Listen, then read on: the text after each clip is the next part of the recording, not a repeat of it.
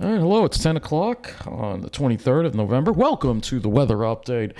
And yeah, we had those clouds build up again over us. We had clear skies in the morning, but then clouds quickly filled the sky, particularly western Long Island, New Jersey. Maybe throughout east you had a few less, but you could see a lot of clouds across the island today. And that was all due to, this is what it was like a little earlier, and this is later, so different various satellite images throughout the day, but you could see generally a good amount of cloud cover did develop today after some sun. We did have a decent amount of sunshine too, but cloud cover built right at the height of the day, of course.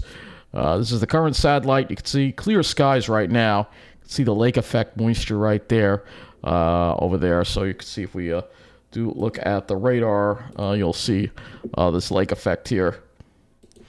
Let's see what we got. Not a whole lot going on. I don't see a whole lot on the radar. There's a little bit over there, but not all that much going on right now. But I'm sure that will be kicking in again when the next cold front comes through. Looking at the current conditions outside, it's cold out there. We got temperatures in the low to mid 30s, 34 at Islip, 34 at West Hampton with those wind gusts up around 25 miles an hour and 30 miles an hour.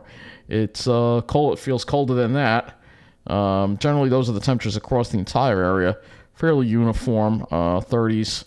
Looking at our dew points, obviously very dry air, dew points in the teens. And that should hopefully bring us a clearer day for tomorrow. I think we'll have mostly sunny skies. Let's look at our highs and lows for the day. We'll first start with the lows this morning. And 32, generally around that freezing mark, 32 at Islip. Looking at Jersey, a little slightly cooler there in Jersey, actually. Lows in the actually mid-20s west of Tom's River. Maybe they got a little bit of radiational cooling out there, perhaps. Let's now look at the highs. The highs today, highs only are in the 43 at Islip, 43 at West Side. Only highs in the mid-40s. Struggling to even get there. Pretty much mid-40s everywhere, so 43 also on Tom's River. So generally mid-40s, 45 and for high in the city there. So generally that's what we were dealing with today. Definitely below normal by about 5 to 7 degrees. Let's take a look at the models. Obviously you can see this big high that is built into the area. And this high will crest over our area tomorrow and then move offshore for Thursday, Thanksgiving. Obviously a busy travel day both today and tomorrow. No real issues, fortunately, with that. Our next chance of rain won't be until late Thursday night and early Friday morning with this cold front, but it'll be through quick. And then here comes another blast of cold air Friday night into Saturday. You can see another cold front moving through there and another high pressure there building in. And again, everything pretty much continues in that pattern that we have. The high pressure comes in, some more cold air comes in behind it. That is the pattern we are in with troughs coming through. That is a normal pattern for November. It's great to say that we have a normal pattern for November. It's rare that we can never say that. But let's now look at some of the models. HRRR, which the 0Z will probably take us out. I don't know how far it's going to get us. Probably not until, it's not really going to show you this front, but here's this cold front. Not a whole lot of precipitation. Thursday should be dry, but we'll have to track this for your Friday night. Friday morning, I should say. Seeing how much rain that would fall with this, let's take a look at the total accumulated precip. Not a whole lot of rain. So it's not going to be an intense cold front with a lot of heavy rain with it. I don't see V-shaped isobars or anything like that. So that's good news. So we shouldn't have to worry about any heavy storms or showers or anything like that. Main thing is just going to be the cold weather. Going back to the HRRR here, we'll go back to this one here. This here is the HRRR. Lows tonight, it's going to be below freezing almost everywhere. Everybody's going to be probably in the upper 20s tonight. But in the Pine Barrens and those areas where there's very good radiational cooling, probably could have the potential to get down to 20 or maybe even the teens. And tomorrow, despite plenty of sunshine, we're going to only be in the mid-40s again. Tomorrow night, we'll have some radiational cooling again, probably. That we'll see those lows around freezing for most of us and below in the areas that have radiational cooling. Thursday will be warmer with that southwesterly flow.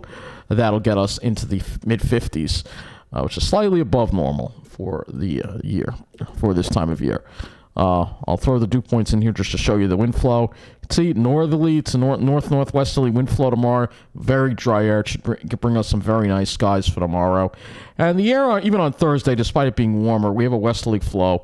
It'll be fairly dry as well. And if we move this over to the GFS, if we want to go look a little further, you will see here's Friday, and you can see westerly winds, and except the dew points aren't that high, which isn't going to bring that much precipitation. There's not a whole lot of moisture to work with this cold front. Then the cold front comes through, winds shift to westerly to northwesterly in the later afternoon, and then we have that west to northwest flow, northwest flow, west, I guess you could say west to northwest flow on Saturday, and that's going to bring another batch of some really cold air down.